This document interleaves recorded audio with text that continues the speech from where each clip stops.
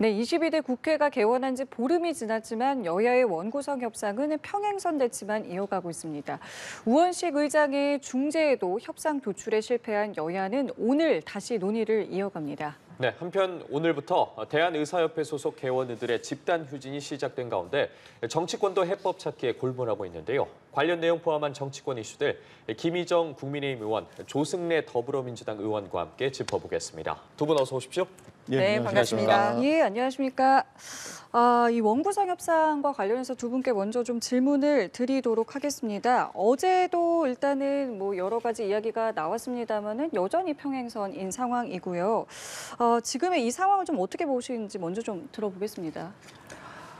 지금 국회가 이렇게 되는 데는 딱 한 사람만 마음 바꿔 먹으면 되는 상황입니다. 누군지 아마 국민들 대답을 아실 것 같은데요. 이재명 대표님의 사법 리스크를 보호하기 위해서 맞춤형 당원 개정을 했더라고요. 그래서 맞춤형 정당 더불어민주당을 넘어서서 맞춤형 국회를 운영하다 보니 이런 일이 발생을 하는 것 같습니다. 그래서 제가 제안드리고 싶은 거는 정말 민주당도 올챙이 시절이 있었고 저희도 올챙이 시절이 있었는데 개구리가 돼서 헤엄 잘 치고 있어도 반드시 올챙이 시절을 기억하면 서로의 심정을 이해하지 않을까라고 생각합니다. 국민들이 원하는 것은 한 정당이 독식하라는 게 뜻이 아니라 더 많은 자리를 민주당이 다수당이라서 가져간다 하더라도 국회 안에서 분명히 여야 간의 균형 있는 견제와 균형이 이루어지기를 원한단 말이에요. 그런데 지금 보면은 그동안에 국회에서 모든 선배들이 만들어 놓았던 관례를 빼고 법사위원회라든지 운영위원회라든지 이런 거를 독식하겠다라고 선언을 했습니다. 누구를 위해서? 오직 이재명 대표를 위해서. 그래서 그 한 분이 이렇게 국회를 흔드는 게 과연 맞나? 그래서 마음을 바꿔주시기를 부탁드립니다. 예, 국민의힘에서는 지금 원점에서 시작하자 말씀하신 것처럼 이 대표의 어떤 이 사법 리스크를 이제 방어하기 위한 법사위만큼 우리가 꼭 가져와야 된다라고 이야기를 하고 있는데요. 어떻게 이 주장에 대해서 어떻게 좀 생각하시는지요? 그 주장은 할 수 있을지 모르겠지만 말이 안 되는 얘기라고 생각을 하고요. 사실은 지금 국회가 개원된 지도 벌써 이제 임기가 시작된 20일이 됐지 않습니까? 그런데 원구성도 제대로 못해서 국회가 자기 역할을 하지 못하는 거에 대해서 국민들께 참 송구한 마음뿐입니다. 특별히 국회가 이러저러한 민생 문제라든지 현안들이 쌓여 있음에도 불구하고 그 문제에 대해 제대로 대응하지 못하는 것에 대해서 참 매우 안타깝습니다. 근데 이 모든 상황의 본질은 이재명 대표 탓을 하시는데 이재명 대표 탓을 하실 것이 아니고 국회는 정부를 대상으로 해서 또 대통령을 대상으로 해서 견제하고 감시해야 될 국회 본연의 임무가 있습니다. 그건 여당도 마찬가지입니다. 그런데 국회 본연의 임무를 팽개치려고 하는 사실 여당의 태도가 저는 문제가 있다고 보는 겁니다. 아까 이제 관례를 말씀하셨습니다만 만약에 관례에 따라서 국회를 운영할 것 같았으면 지금 국회법은 16개 장에 169개 조항이 있습니다. 국회법은. 그럼 국회법 필요 없습니다. 그냥 국회는 관례에 따라서 운영한다. 이 한 조항만 있으면 되는데 국회법의 16개 장에 169개의 조를 만든 것은 그 의사 진행이라든지 조직이라든지 운영과 관련해서 어떻게 민주적으로 효율적으로 할 것인가를 담은 것이 국회법입니다. 그렇기 때문에 합의가 안 되면 법대로 하는 겁니다. 관례가 법을 이길 수는 없는 것입니다. 그렇기 때문에 국회는 헌법에서 부여한 권한대로 국민의 대의기관으로서 국민의 뜻을 받들어서 국회가 자기 역할을 해야 한다. 국회 본연의 역할과 임무로 돌아가자. 다시 한번 여당에게 촉구하고 싶습니다. 제가 이 부분에 대해서 말씀드리고 싶습니다.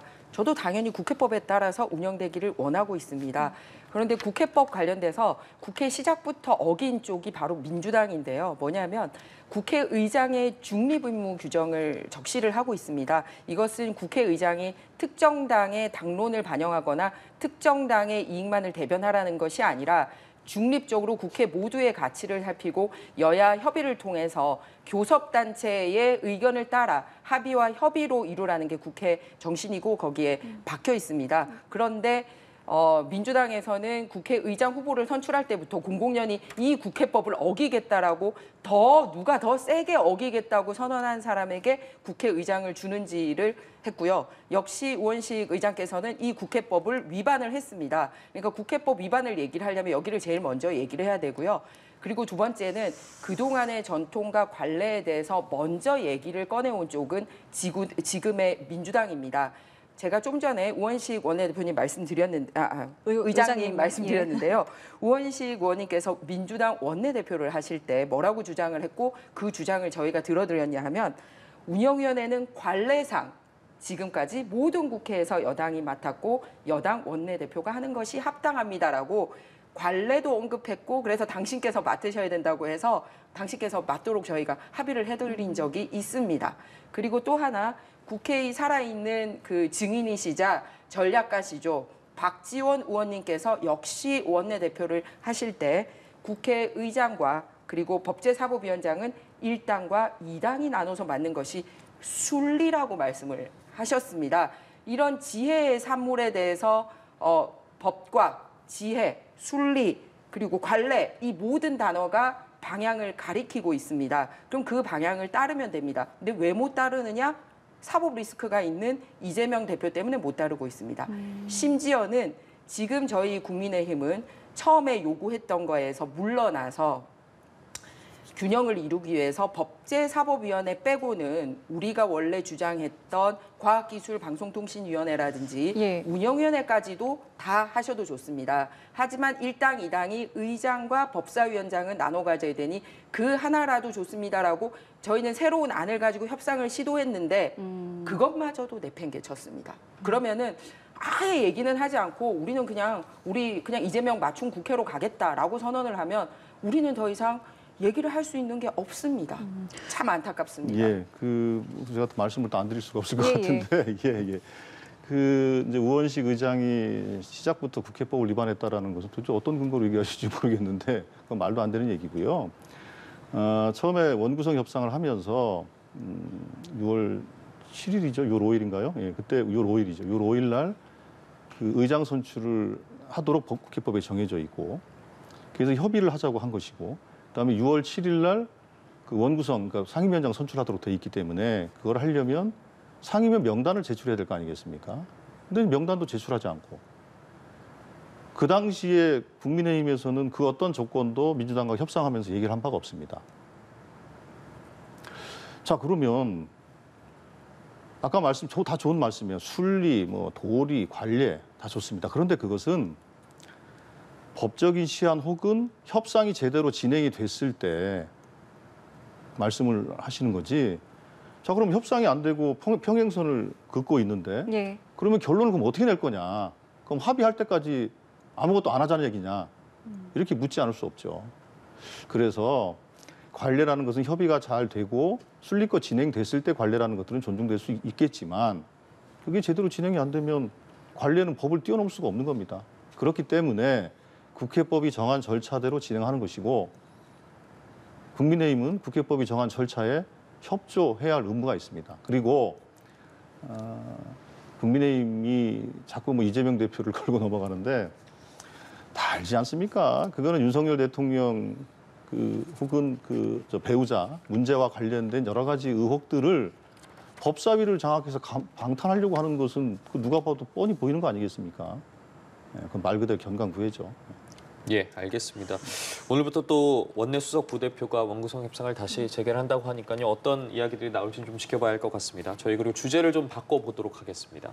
어제 서울대병원에 이 무기한 휴진이 돌입한 데 이어서 지금 오늘부터 또 대한의사협회 소속 개원의들이 하루 집단 휴진, 또 총 걸기 대회도 있습니다. 관련해서 윤석열 대통령도 조금 전 국무회의에서 환자를 저버린 불법 진료를 거부하고 또 엄정 대처하겠다. 라고 말을 했거든요. 현 상황에 대해서는 좀 어떻게 바라보고 계십니까?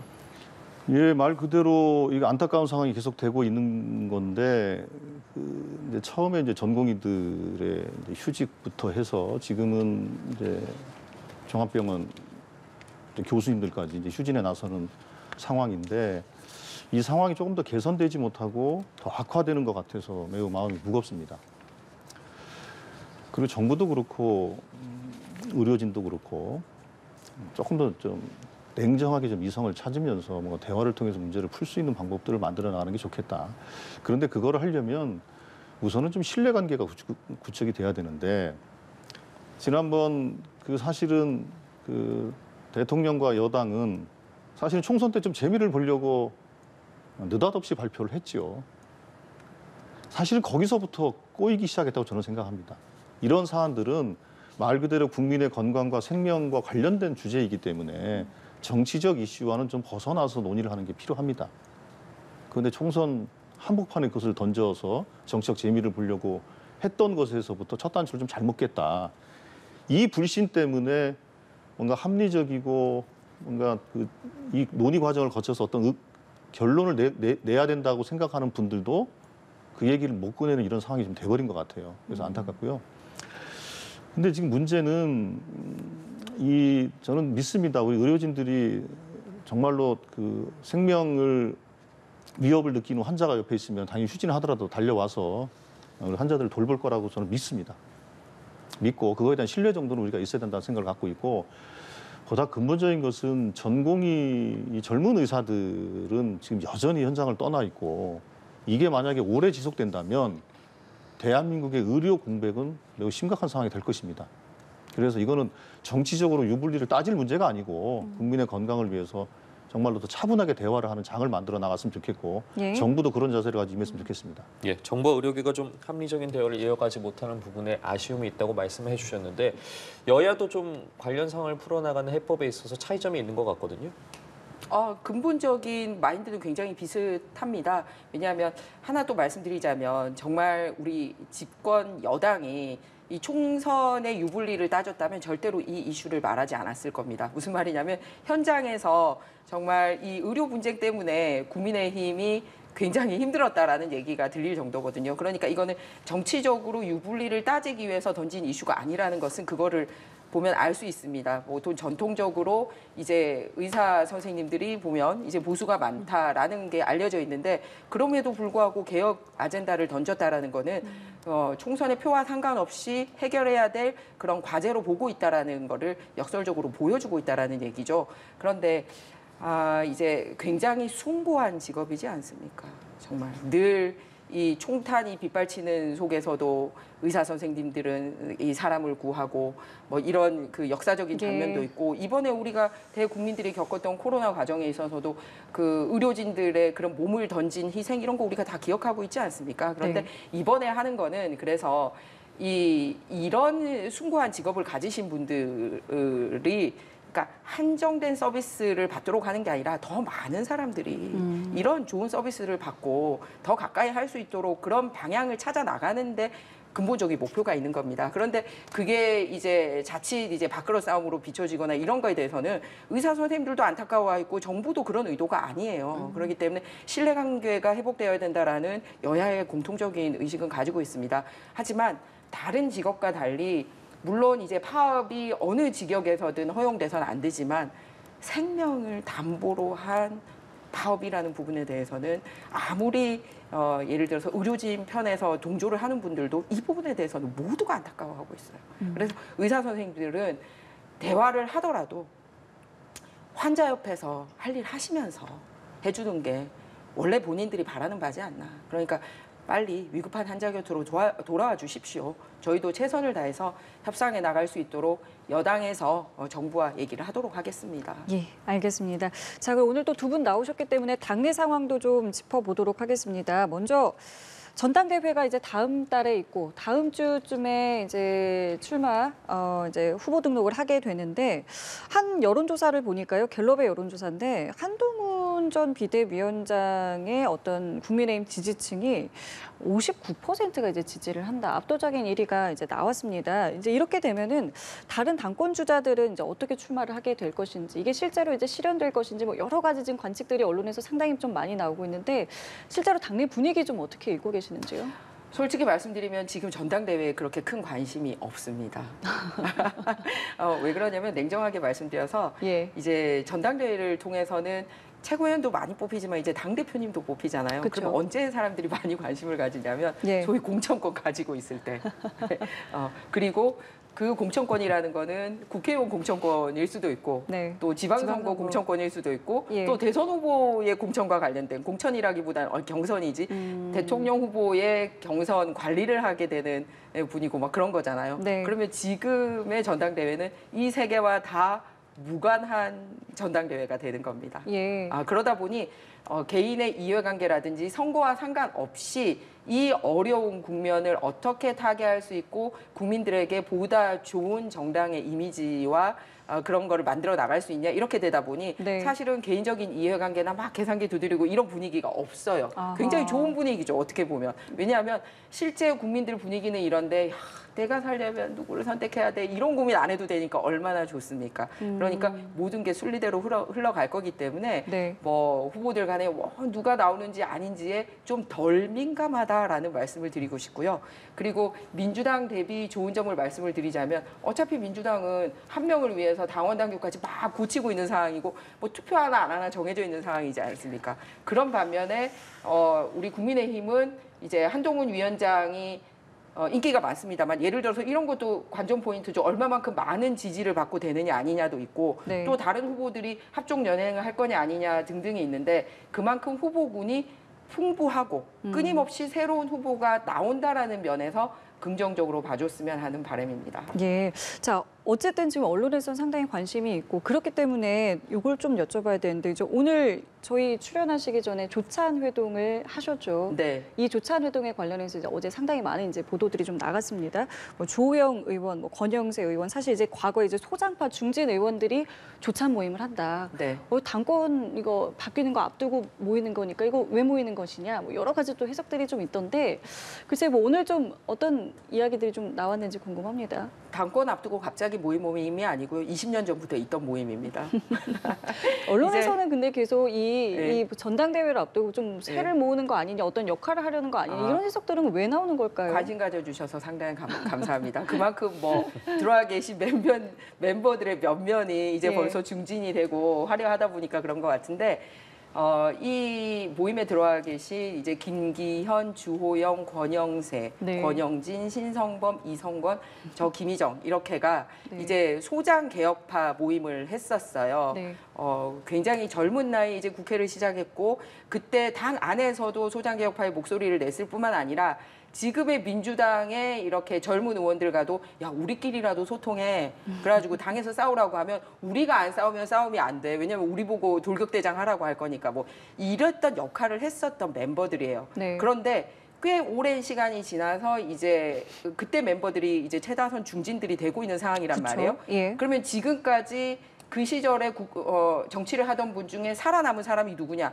결국은 당내에서 끊임없이 개혁적인 목소리를 내고 당 안을 향해서도 쓴소리를 내고 당 밖과 경쟁해야 될 일이 있을 때 몸을 아끼지 않았던 사람들이 결국은 정치권에서 이렇게 중진으로 역할을 하게 되고 예. 또 멤버 들어보시면 알겠지만 광역단체장에도 선출도 되고 뭐 저를 비롯해서 국무위원도 하고 이런 경험을 쌓게 되더라. 예. 그러니 당에 지금 새로 들어온 초선이나 이런 분들이나 야당에게 우리가 모여서 메시지를 주고 싶다. 몸살이지 말고 할 말도 하고 할 일도 하라. 그리고 야당과의 이런 네트워크도 매우 중요하다라는 거를 과거 우리는 소장 개혁파였다면 지금은 중진 개혁파로서도 역할을 하자라고 해서 늘 하던 모임인데 오늘은 이제 이번에 국회에 새롭게 다시 돌아온 멤버가 있다 보니 네. 이렇게 아침 모임으로 이렇게 잡았는데 그거를 이제 색안경 끼고 보시는 분도 계시죠. 예, 그런데 그런 기사가 아니라서 아쉽긴 합니다만 분명히 다른 방식으로 역할을 하게 될 겁니다. 그러면 요것만 짧게 여쭤볼게요. 그럼 지금 그 조찬 회동에서는 그 멤버분들께서는 가장 어디에 지금 큰 관심을 갖고 계시는지도 궁금합니다. 지금 원 교착 상태를 어떻게 풀어낼지입니다. 오늘 거기에 대한 이야기도 좀 나오셨나요? 네, 그렇습니다. 이거를 어떤 협상 카드를 가지고 왜냐하면 이미 원내대표를 하신 분이 또 두 분이나 계시고 그렇죠. 이러더라고요. 그래서 예. 어떤 협상 카드를 가지고 국회에 이제 임해야지 국민들 보기에 좋을 거냐, 네. 그리고 여당도 받을 거냐, 뭐 이런 얘기들이 줄을 이뤘습니다. 알겠습니다. 예. 자, 자, 이번엔 민주당 좀 상황도 살펴보겠습니다. 앞서 말씀해 주신 것처럼 민주당에서 대선에 출마하는 이제 당 대표의 사퇴 시한과 관련해서 당원 당규를 개정을 최종적으로 의결을 했습니다. 관련해서 뭐 여당에서는 비판이 나오고 있는 상황인데 이러한 비판에 대해서는 어떻게 좀 바라보고 계십니까? 그 사퇴 시한에 대해서 의결을 했습니다만 그러니까 1년 전 사퇴하기로 전국 선거죠. 그러니까 대통령에 출마하려고 하는 자는 1년 전에 이제 임기를 이제 그만두게 된 그 조항인데 그 조항을 삭제한 건 아닙니다. 삭제한 건 아니고 처음에 이 논의가 어떻게 시작됐냐면 그 여당 발로 뭐 임기 단축 개헌 같은 얘기 나오고 또 뭐 바깥에서는 이러저러한 뭐 그 윤석열 대통령의 임기가 다 채울 수 있을까에 대한 걱정도 있고 이러저러한 얘기들 속에서 그럼 그런 특별한 상황이 생겼을 때 어떡할 것이냐 그것과 관련된 논의였습니다.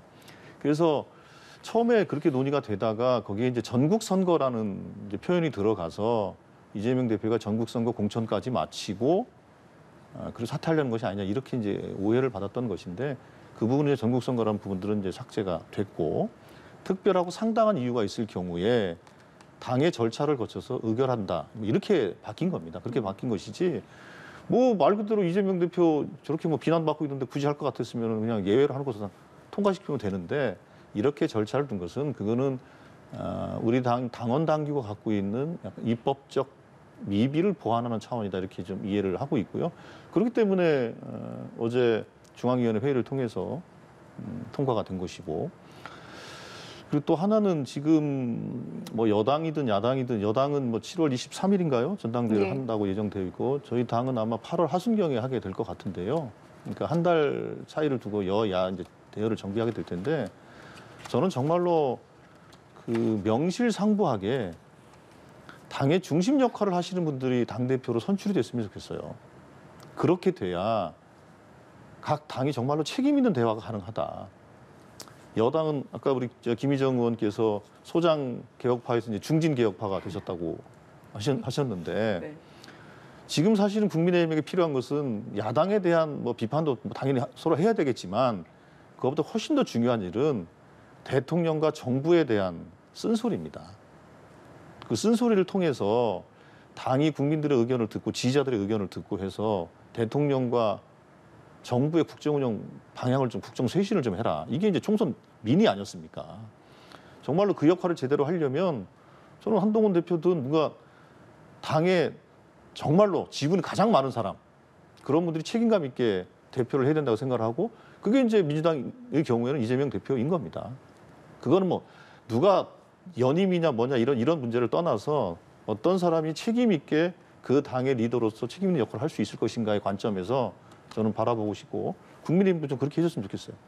예, 전당대회에서 책임 있는 대표가 나와야 한다라고 말씀해 주셨고 그게 이재명 대표다. 그렇습니다. 그리고 지금 나오고 있는 이야기가 이재명 대표가 그렇다면 한 다음 주 정도에 연임 의사를 밝힐 것이다라는 보도들이 나오고 있는데 연임 의사를 직접 밝히면서 어떤 이야기들을 할지 그리고 이재명 대표의 연임과 관련해서 좀 당내 의원들의 분위기는 어떻습니까?